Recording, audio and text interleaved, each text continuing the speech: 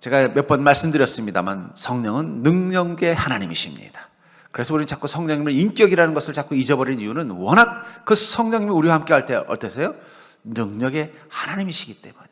그 능력이 강력하시기 때문에, 그 능력이 하나님으로 역사하시기 때문에 우리는 성령님이 인격이라는 사실을 간과할 때가 많이 있습니다. 그래서 중요한 건 그 정도로 하나님은요, 우리 인생 가운데 능력이 되어 주실 때 성령님으로 역사하신다는 거예요. 그래서 성령님은 목적을 가지고 우리 인생 가운데 힘이 되어 주시는 것입니다. 그러므로 성령님과 동행하는 사람들은 반드시 성령님의 능력을 경험할 것입니다.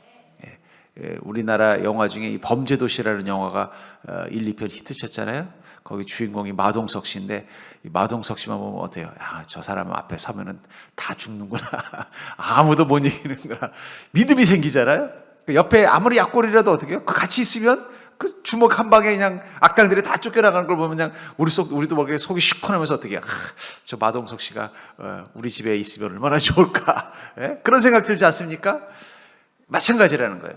성령님은 강력한 능력으로 우리 삶 가운데 동행하시기 때문에 성령님과 동행하는 사람은요, 반드시 하나님의 능력을 경험할 수밖에 없다는 거예요.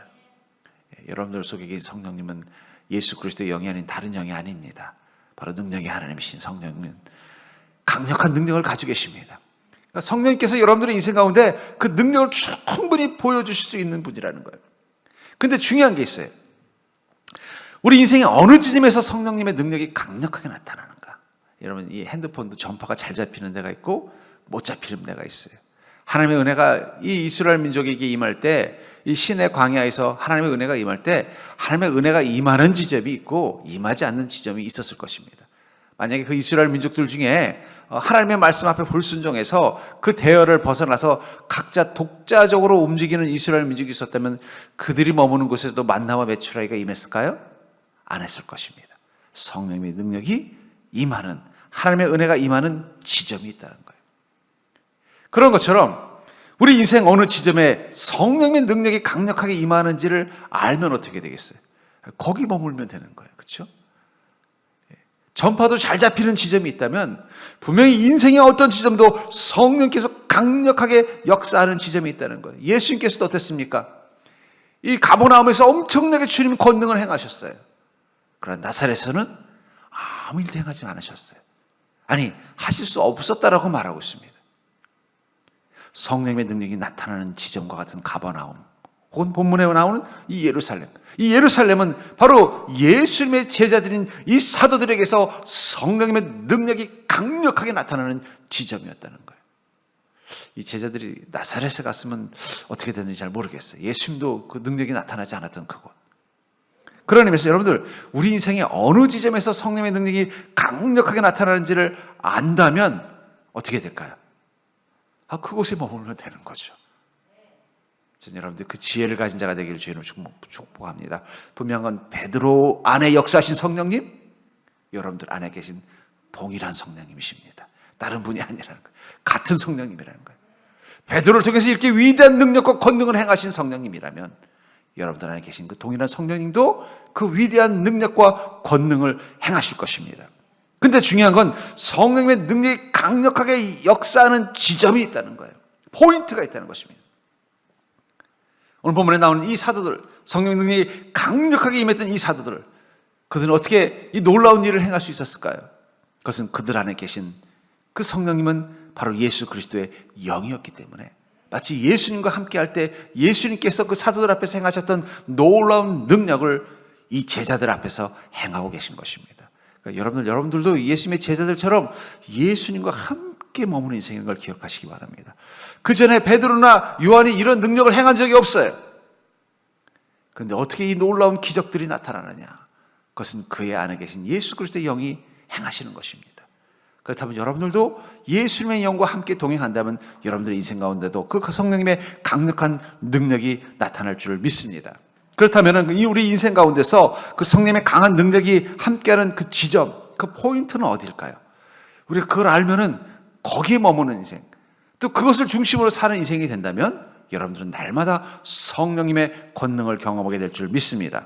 먼저 우리의 사명 가운데 성령님은 능력을 부어주신다는 거예요. 우리가 사명으로 머무는 지점 가운데 성령님은 능력을 부어주신다는 것입니다. 본문의 12절과 14절을 보시면 사도들이 손을 통하여 민간의 표적과 기사가 많이 일어나매 믿는 사람이 다 마음을 같이하여 솔로몬 행각에 모이고 그 나머지는 감히 그들과 상종하는 사람이 없으나 백성이 칭송하더라. 믿고 주께 나오는 자가 더 많으니 남녀의 큰 무리더라. 예수님께서 예루살렘에서 행하셨던 것만큼 놀라운 이적과 능력과 수많은 군중들의 열광이 나타나고 있다는 것입니다. 그 전에 베드로에게는 이런 일이 일어나지 않았어요.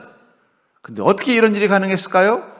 그는 지금 예수님께서 행하셨던, 이 예루살렘에서 행하셨던 일을 이어서 하고 있는 것입니다. 예수님께서 예루살렘에서 하셨던 모든 사역들을 승계하고 있는 것입니다. 그리고 하나님께서는요, 그 일을 감당할 수 있도록 성령님을 통해서 그에게 능력을 부어주고 있는 것입니다. 여러분, 이 귀신과 성령님의 차이가 뭔지 아세요? 귀신도 능력을 행할 때가 있는 것 같습니다. 이 무당들이 하는 거 보면은. 무당이라고 해서 다 가짜는 아니에요. 근데 중요한 건 귀신은 어떤 무당에게 능력을 주느냐? 자기한테 비유 잘 맞춰주고, 자기 잘 모셔주고, 자기가 원하는 거 해주는 무당한테 능력을 보여줘요. 그럼 성령님은 어떤 그리스도인에게 능력을 보여주실까요? 하나님의 뜻을 알고 그것을 행하려고 애쓰는 자에게 능력을 주신다는 거예요. 그러니까 여러분도 굳이 성령님 비유 맞추려고 애쓸 필요 없습니다. 그럴 필요 없어요. 그냥 내가 주님의 나라를 위해서 무엇을 해야 되는가를, 내 인생 가운데서 어떻게 살아야 되는가를 고민하면요, 성령님께서 어떻게 해요? 이거 기특한 것 하면서 능력을 부어주신다는 거예요. 여러분들 안에 계신 그 성령님이 여러분들의 인생 가운데 놀라운 능력이 되는 그 순간은 바로 여러분들의 인생을 통해서 내가 어떻게 해서 주님이 주신 그 명령과 사명을 감당하는 자가 될까 고민하는 것입니다. 마태복음 5장 13절부터 15절에 보니까 너희는 세상의 소금이니 소금이 만일 그 맛을 잃으면 무엇으로 짜게 하리요? 후에는 아무 쓸데없어 다만 밖에 버려져 사람에게 밟힐 뿐이니라. 너희는 세상의 빛이라. 산위에 있는 동네가 숨겨지지 못할 것이요 사람의 등불을 켜서 말 아래 두지 아니하고 등경 위에 두나니 이러므로 집안 모든 사람에게 빛이 있느니라. 우리를 누구라고 말씀하고 있어요? 세상의 소금이요 세상의 빛이다. 이 너희는 모든 그리스도인을 말하는 것입니다. 그들은 자기 세상의 소금과 빛, 이 소금과 빛은 바로 하나님께서 우리가 이 땅 가운데서 살아야 되는 사명, 우리가 이 땅 가운데서 만들어야 되는 그 제대로 된 밝은 세상, 맛이 나는 그 음식과 같은 소금으로 맛을 낸 그런 제대로 된 하나님의 나라의 모습을 말하는 것이라면, 이 세상, 여기 보니까 집안 모든 사람에게, 결국은 이 세상은요 너무 추상적인 게 아니에요. 그냥 여러분들이 책임지고 관심을 가져야 되는 곳이 바로 세상입니다. 가정이 여러분들의 세상이고, 일터가 여러분들의 세상이고, 서정교회가 여러분들의 세상이라는 거예요. 그곳에서 우리가 무엇이 되려고 노력하라는 거예요? 빛과 소금이 되려고 노력하면 성령님 어떻게 해요? 우리 안에 능력을 보여요. 어떻게 해요? 빛이 될 수 있도록, 소금이 될 수 있도록. 저랑 가까이 지내던 한 의사였던 한 집사님이 계셨습니다, 전에. 근데 그분이 의사셨는데 70이 넘으셨어요. 근데 어느 날 갑자기 저한테 연락이 온 거예요. 목사님 기도해 주세요. 그래서 왜 그러십니까? 했더니 자기가 하던 병원을 이번에 정리를 했대요. 정리를 하더니 갑자기 보건소 소장으로 들어가신다는 거죠. 저는 처음에 왜 보건소 소장을 가시나? 병원이 잘 안 되셨나? 근데 그분이 오랫동안 병원에 하셔가지고 그 건물도 가지고 계시고 뭐 돈이 없는 분은 아니에요. 그런데 왜 그러시나 했는데 조금 있더니 또 얼마 있다가 기도해 달라는 거죠. 왜 기도해 달라고 그랬더니 자기가 이번에 필리핀에 선교사로 들어간다는 거예요. 저 필리핀에서도 그 폴리네시안이라는 그 필리핀에서도 원주민들, 필리핀 사람들에게 인정받지 못하는 약간 흑인 계통의 그 원주민들이 사는 그 섬에 가서 의료 선교를 하기로 했다는 거예요. 자기랑 아는 한 선교사님이 그쪽에 병원이 있는데 의사가 없다는 거예요. 환자들을, 그 사람들을 병원 치료받으려면은 그 섬에서 배를 타고 나와서 한참을 와야 된다는 거예요. 그래서 선교를 위해서 의사가 필요하다는 말을 듣고 가기로 했다는 거예요. 근데 그분 나이가 벌써 70이 넘은, 그래서 걱정이 되는 거예요.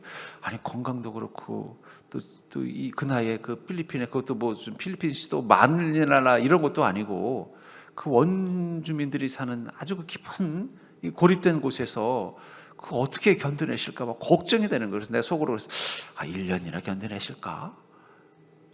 근데 가끔씩 저한테 동영상을 보여주시는데 깜짝 놀랍니다. 더 젊어지셨어요. 그래 어떻게 잘 지내시냐 그랬더니 자기는 너무 잘 지내고 있다는 거예요. 서울 저기 평생 대한민국에서 의사로 그냥 편안하게 그냥 풍요롭게 뭐 불편한 거 없이 가족도 다 있고요. 그런 분이 갑자기 그 선교지라는데 그 필리핀에 막 덥고 막 벌레 많고 말라리아부터 시작해서 이런 험한 곳에 가서 나이도 젊은 분도 아니고 70이 넘은 분이 아무리 사명감 가지고 있다고 해도 그게 감당이 되겠는가 걱정이 되더라고요. 그래서 갔다가 괜히 뭐 병 나가지고 그냥 응급실로 실려와가지고 그냥 그럼 어떻게 되나 걱정을 했는데 더 젊어지셨어요. 그때 제가 깨달았습니다. 우리 그리스도인이 젊어지려면 주님을 위해서 살면 되는구나. 여러분, 이게 회춘의 비결입니다. 왜냐면 아마 어쩌면 그 집사님이 아마 그렇게 기도했을 거예요. 제 소원이, 그분 집사님은 아버님이 목사님이셨어요. 원래 그 아버님이 목사님이셔서 그 집사님이 목사가 되기를 원하셨는데 아버지가 고생하는 것도 많이 받고 또 자기는 또 똑똑해서 뭐 서울대 의대까지 들어갈 수 있는 수재니까 목사로 인생을 하기는 좀 자신도 없고 좀 아깝기도 했나 봐요. 그러니까는 아버지 뜻을 좀 거역하고는 의사가 된 거예요. 너는 신학교 가서 목사 되라고 바라셨는데, 그렇지만 평생 그런 아버지의 그 바람에 대한 어떤 부채의식이 있었던 것 같아요. 그런 얘기를 늘 하시더라고요. 그러더니 언젠가 갈 줄 알았는데 70 넘어서 가실 줄은 몰랐던 거예요. 아마 이제 가족들에게 다 책임 다 하고. 근데 중요한 건 그렇게 했더니 하나님께서 그걸 감당할 수 있도록 육신의 힘을 주시더라는 거예요. 제가 그걸 보면서 깨달았습니다. 여러분들, 내가 주님 앞에 명령 앞에 순종하고 내가 세상의 빛과 소금이 되는 자로 살기로 결단하면은요, 여러분들 하나님께서 힘을 주실 줄 믿습니다. 육신에도 힘을 주고 환경에도 능력을 주셔서 그걸 다 감당할 수 있게 만들어주시는, 빛이 나오게 만들어주시고 맛이 나는 소금이 되도록 만들어주는 겁니다. 그게 얼마나 놀라운 축복이에요. 그러니까 여러분들 이 사실을 깨닫고 여러분 날마다 성령님께서 여러분들의 삶 가운데 능력이 되어주기를 원하신다면요, 더욱더 여러분들의 세상 속에서 빛과 소금이 되는 자가 되려고 애쓰는 자가 되기를 주의 이름으로 축복합니다. 평생 내가 사람들에게 빛이 되려고 애를 썼는데 이제 현기증 납니다. 나 내려와서 누울래요. 그러면요, 성령님이 안 도와주셔요. 내가 무슨 평생도 남은 사람들 만나는 존재, 이제 그만하고 싶어요. 나도 그냥 나만 생각하면서 이기적으로 나를 위해서만 살래요. 그러면요, 성령님도 그래? 그럼 나도 이제 그만 너를 도울란다. 이러실 수 있다니까요. 그러니까 여러분, 어떻게 우리 권사님들 절대 오래 살려면 빛을 잃어버리지 말고 맛을 잃어버리지 말자. 세상에 빛을 주는 자, 세상에 맛을 내는 자, 이게 여러분들 장수 비결이고 기억하시기 바랍니다. 두 번째로, 성령님께서 우리에게 강한 능력으로 함께 하실 때 어떨 때 우리 어느 지점에서 강하게 능력하시는가? 바로 우리가 고난과 위기 가운데 처했을 때 하나님 그곳에서 그것을 이길 수 있는 힘을 주시더라는 거예요. 우리가 믿음으로 살다가 고난과 위기를 경험하면요, 하나님 반드시 이길 수 있도록 그곳에 성령님이 힘을 주신다는 것입니다. 본문 18절부터 20절을 보면 사도들을 잡아다가 옥에 가두었더니 주의 사자가 밤에 옥문을 열고 끌어내어 이르되 가서 성전에 서서 이 생명의 말씀을 다 백성에게 말하라 하매. 어떻습니까? 이 제사장들이 이 시기심이 생겨가지고 도저히 막 사람들이 너무너무 인기가 많으니까 안 되겠는 거예요. 그래서 시기심 때문에 어떻게 했다고 말해요? 사도들을 잡아다가 어떻게 해요? 17절에 보니까 대제사장과 그와 함께 있는 사람, 즉 사두개인의 당파가 다 마음의 시기가 가득하여 시기심 때문에 제 사도들을 이 감옥에 집어넣었다는 거 말하고 있어요. 근데 그랬더니 어떻게 했어요? 성령님께서 밤에 옥문을 열어서 그들을 다 내면서 너는 다시 예루살렘으로 가서 이 생명의 말씀을 전하라. 우리 그리스도인이 고난을 당하는 이유는요, 세상 사람들하고 질적인 차이가 있습니다. 세상 사람들은 헛된 욕심을 따라 살다가, 물론 큰 급류 앞에서는 우리도 다 마찬가지로 큰 태풍을 만나면 같이 휘둘리겠지만, 근원적으로 세상 사람들은요, 헛된 것을 쫓다가 그러는 것이고, 우리는 믿음 안에 서려고 하다 보니까 어떻게 돼요? 마귀의 시기심을 경험하는 것입니다. 우리가 성령님께서 우리를 사랑하셔서 우리 인생 가운데 은혜를 베풀어 주시고 능력이 되어주면 되어줄수록 더 마귀는 질투하고 시기합니다. 그래서 어떻게 해요? 우리가 성령님을 의지하지 못하도록 계속 우리 인생 가운데 문제를 만들고 고난을 만들어요. 근데 제가 이렇게 보면요, 그런 인생의 파도를 만났을 때 믿음이 없는 사람과 믿음이 있는 사람의 눈빛이 달라요. 여러분, 믿음이 있는 사람은요, 고난을 당할수록 눈에서 빛이 납니다. 어떤 빛이 나요? 아이고, 이거 빨리 이겨내야지. 하나님께서 왔네, 나한테 이렇게. 하나님께 다 돌아가는 거야. 십자가를 바라보는 거야. 이걸 어떻게 해결해야 되지? 하나님 도와주셔야 되는데 절망하지 않아요. 절망할 시간에 뭘 하는 거예요? 하나님께 어떻게 하면 내가 도움을 구할 수 있는가? 하나님께서 무엇을 말씀하시려고 하는 것일까? 거기에 마음을 쓰는 거예요. 근데 믿음이 없는 사람은요, 그 문제가 생기면 낙심하고 원망하고 분노하고, 그게 차이점인 걸 느낄 때가 있습니다. 그럼 어떻게 우리는 그럴 수 있을까요? 그 성령이 우리 안에 그런 마음을 주시는 거예요. 성령께서 우리 안에 있으면서 어떻게 해요? 우리가 절망할 수 있는 그 순간 절망하지 않도록 옥문을 확 열어주시는 거예요. 이 사도들이 정말 기쁨으로 복음을 전했는데 오히려 어떻게 됐어요? 그것 때문에 시기시인을 당해서 사람들의 인기를 얻으니까 이 시기했던 이 유대 지도자들이 그들을 감옥에 가둔 것입니다. 하지만 감옥에 가뒀어도 이 사도들은 절망하지 않았어요. 성령이 그 마음에 힘을 주신 거예요. 걱정할 게 뭐 있어? 나를 통해 역사하시는 그 성령님께서 이깟 옥문 하나 못 막겠냐는 거예요. 아니나 다를까, 사자가 그 옥문을 끌어내고 뭐라, 다시 성전 가서 잠시 피해 있으라고도 안 했어요. 그 지도자들이 있는 그 성전에 가서 다시 복음 전하라고 말씀하고요. 두려움이 없어진 것입니다. 여러분들, 우리 그리스도인은요, 절망과 위기의 시간이 올수록 우리 안에 계신 성령님의 능력이 얼마나 큰지를 깨닫게 될 줄 믿습니다. 예수님의 제자들이 예수님과 함께 그 갈릴리 호수를 항해하다가 큰 풍랑을 만났을 때 그들은 자신과 함께 계신 그 예수님이 능력이 하나님인 것을 경험하게 되잖아요. 그 파도를 잠재우신 하나님, 그 무리를 걸어서 그들의 인생 가운데 오시는 그 하나님, 그 시간이 바로 우리 인생의 고난의 파도가 부는 시간이라는 거예요. 그러니까 여러분들은 세상 사람들이 다 무서워한다고 똑같이 무서워할 필요 없습니다. 세상 사람들이 근심한다고 똑같이 근심할 필요 없어요. 세상 사람들은요, 그걸 막을 힘이 없어요. 세상의 지혜로는 막을 힘이 없다는 거예요. 그러나 우리에게 막을 힘이 있습니다. 성령님께서 막아주실 것이기 때문에 우리는 근심할 필요가 없다는 거예요. 마태복음 5장 10절부터 12절에 보니까, 의를 위하여 박해를 받은 자는 복이 있나니 천국이 그들의 것임이라. 나로 말미암아 너희를 욕하고 박해하고 거짓으로 너희를 거슬러 모든 악한 말을 할 때는 너에게 복이 있나니. 우리가 주님과 함께 믿음으로 나가면 마귀는 반드시 우리를 어떻게 해요? 고난 가운데로 자꾸 몰아갈 것입니다. 그때마다 어떻게 돼요? 우리 안에 어떤 복이 있다는 거예요? 기뻐하고 즐거워하라, 하늘에서 너의 상이 큼이라. 고난 속에서도 우리 마음 가운데 천국이 상상되어지고 하나님께서 나를 지키시고 보호하실 뿐만 아니라 내게 큰 상을 주실 날이 있다는 걸 소망하는 마음이 있으니까 어떻게 해요? 절망하지 않는 것입니다. 제가 이 교회 역사를 보면은요, 로마가 이 기독교인들을 핍박할 때 기독교인들을 어떻게 했느냐? 순교를 영광이라고 생각했다는 거예요. 그래서 한 지역의 이 기독교인들의 지도자를 그 지역의 소위 말하는 이 시장이나 영주가 사형을 했어요. 그랬더니 모든 그리스도인들이 와서 나도 예수님 믿는데 우리도 같이 죽여주십시오. 그래가지고 그 사람이, 너무 많은 사람들이 그렇게 하니까는 정말 난감해가지고 어쩔 줄 몰라가지고 로마 황제한테 편지를 보내면서 이거 어떻게 해야 됩니까? 감당이 안 됩니다.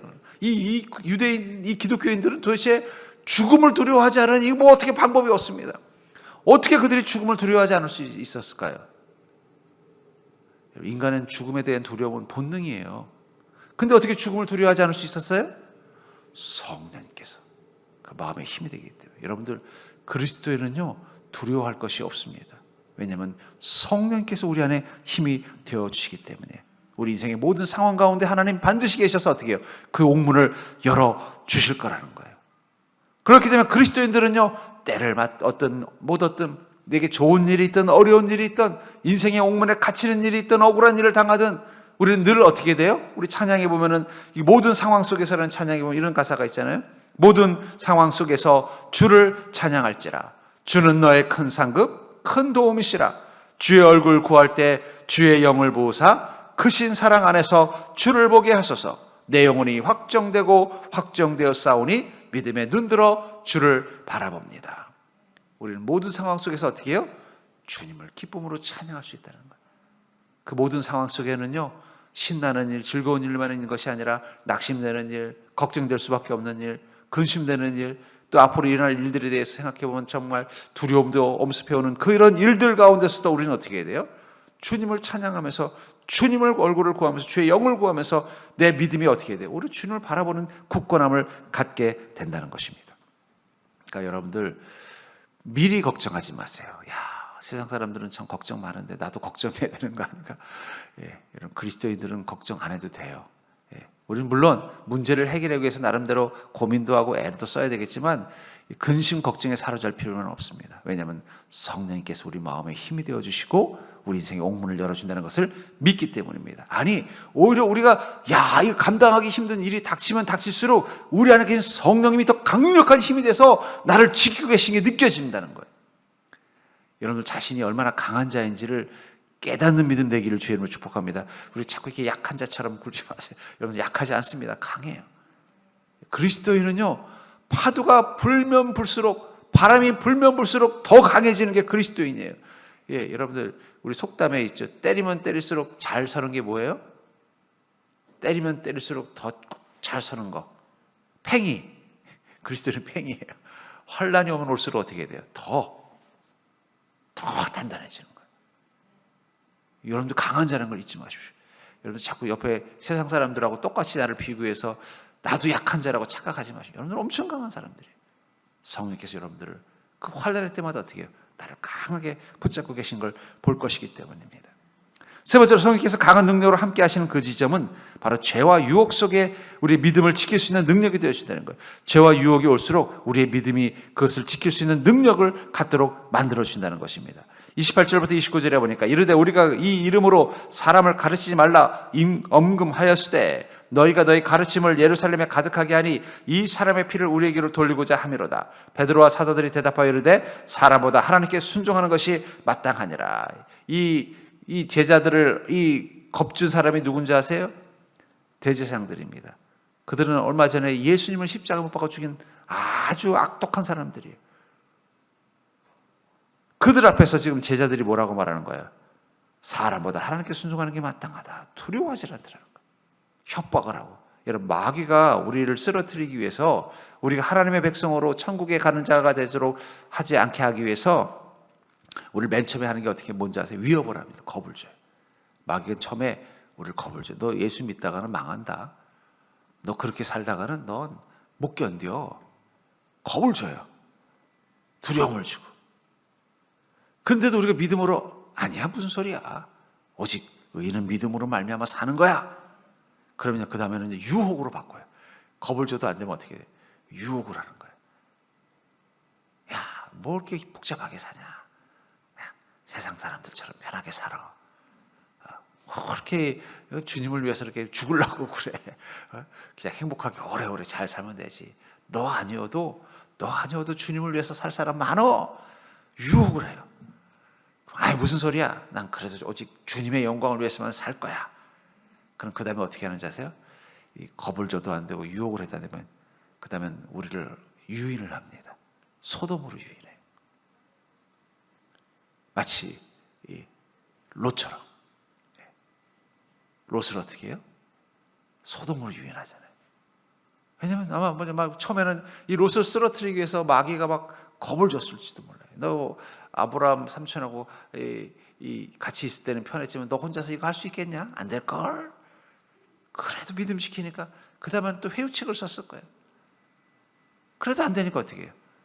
야 그러지 말고 뭐 애들도 아직 어리고 그 부인도 보니까는 좀 편한 데 살고 싶은데 이번에 저기 소돔에 아파트 새로 분양한다더라.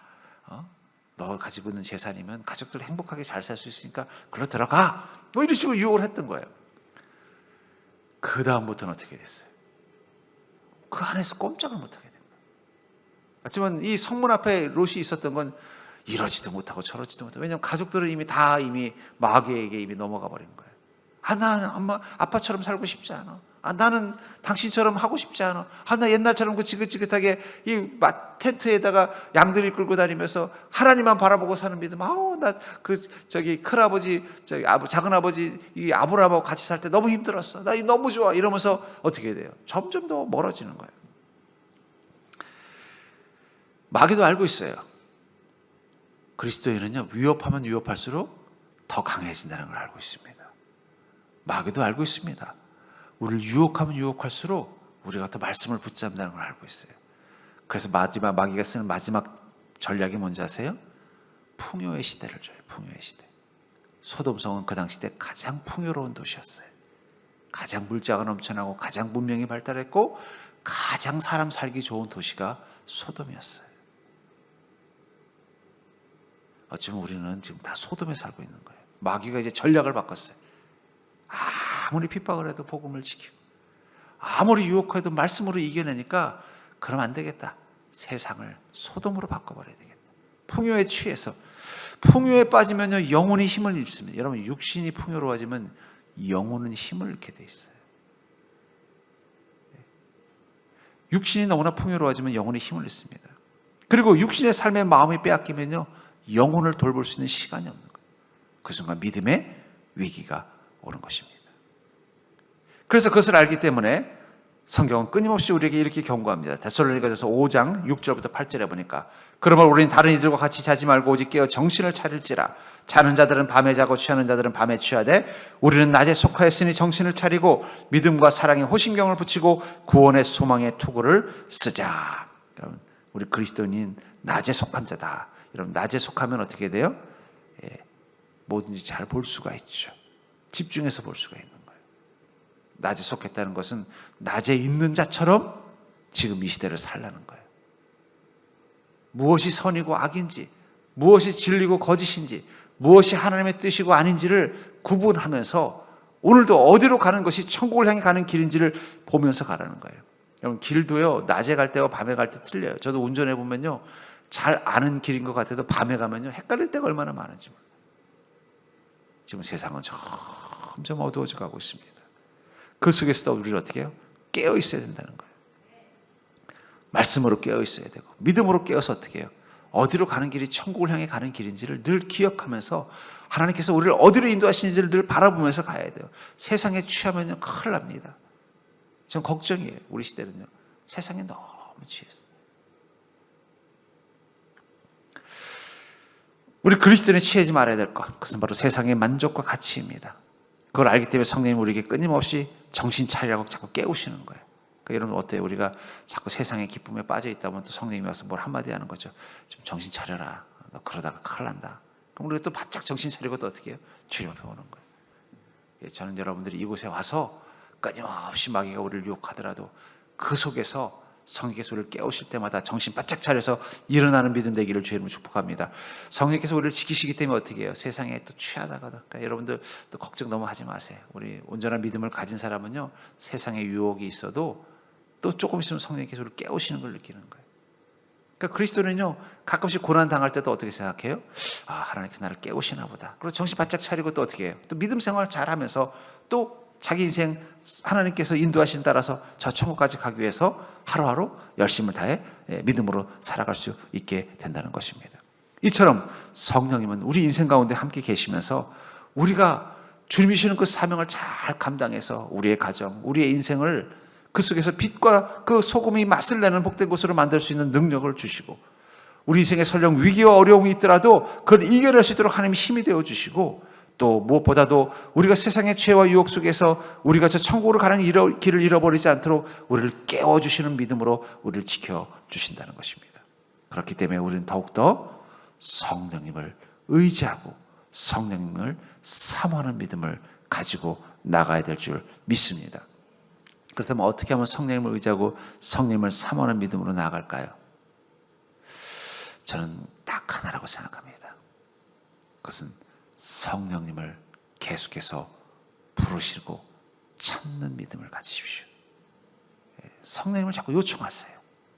성령님, 나와 함께하여 주시옵소서.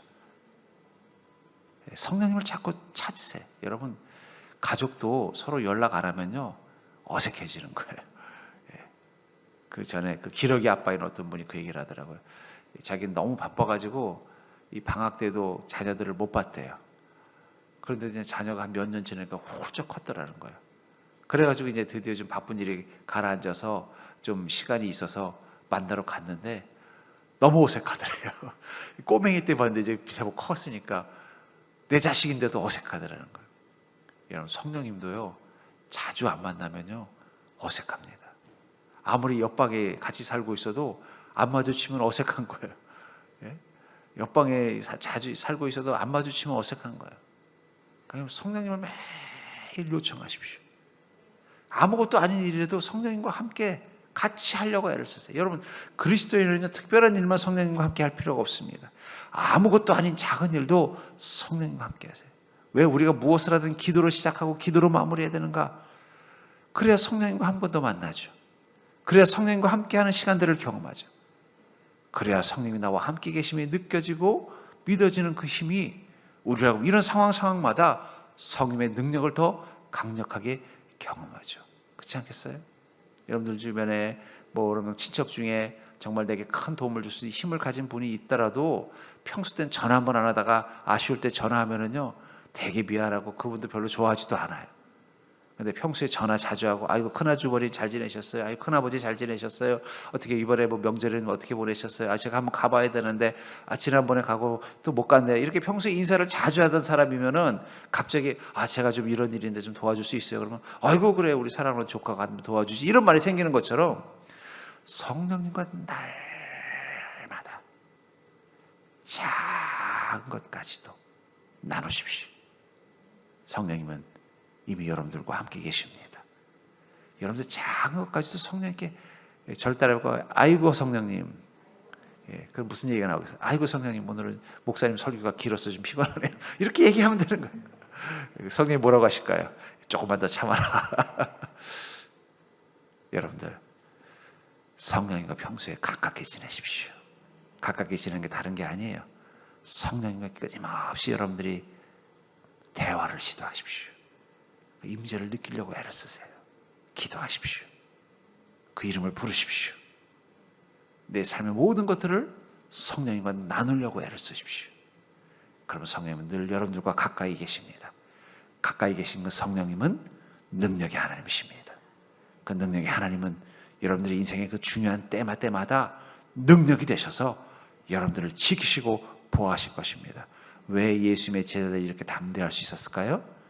그들은 갑자기 간이 배 밖으로 나온 게 아니라 성령님이 자신과 함께하는 것을 믿었기 때문입니다. 예수님이 함께 있는데 뭐가 두렵겠어요?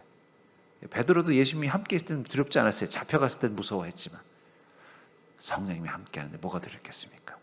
여러분들 그 믿음 가지고 여러분들 인생을 사는 자가 되기를 주의 이름으로 간절히 축원합니다.